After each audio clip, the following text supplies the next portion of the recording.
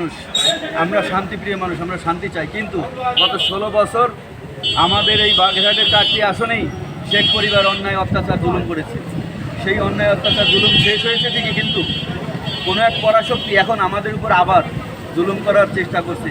এ ব্যাপারে সারা বাগেরহাটের জনগণ সর্বদলীয় ঐক্য আমরা গড়ে তুলেছি। গতকাল রাত্রে আমরা আধা ঘন্টার নোটিশে বাগেরহাটে আমরা বিক্ষোভ মিছিল করেছি। আপনারা দেখেছেন যে এই প্রস্তাব এসেছে যে বাগেরহাট 4টি আসনকে 3টে আসন করা, এটা বাগেরহাটবাসী মানবে না এবং আমরা এটা হতে দিব না।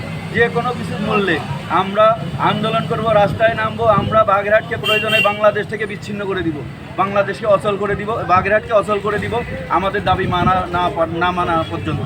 আমাদের দাবি যে 4টি আসনই থাকবে, এটা শুধু আমার না, সারা বাগেরহাটের সাধারণ জনগণের এবং সর্বদলীয় যে দাবি।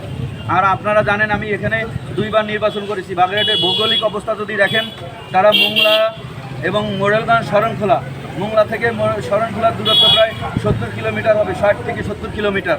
এখানে কোনো রাস্তাঘাট নাই, যাতায়াত ব্যবস্থা নাই। বাগেরহাট এমনি থেকেই অবহেলিত। যখন যে দল ক্ষমতায় আসছে সবসময় বাগেরহাট অবহেলিত ছিল। তারপরে সব থেকে বেশি অবহেলিত হয়েছে গত 16 বছর। এই পৌরসভার রাস্তা দেখেন, আমাদের কোনো রাস্তায় গাড়ি ঘোড়া চলে না। এটার কারণ কি?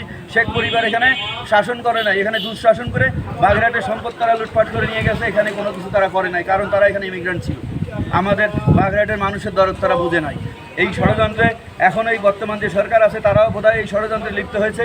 এই ষড়যন্ত্র ইনশাল্লাহ আমরা করতে দিব না। বাগেরহাটবাসী সবাই ঐক্যবদ্ধ, আমরা সর্বদলীয় ঐক্য জোট নিয়ে আমরা আমাদের দাবি আদায় করে ছাড়বো ইনশাল্লাহ। ধন্যবাদ আপনাকে।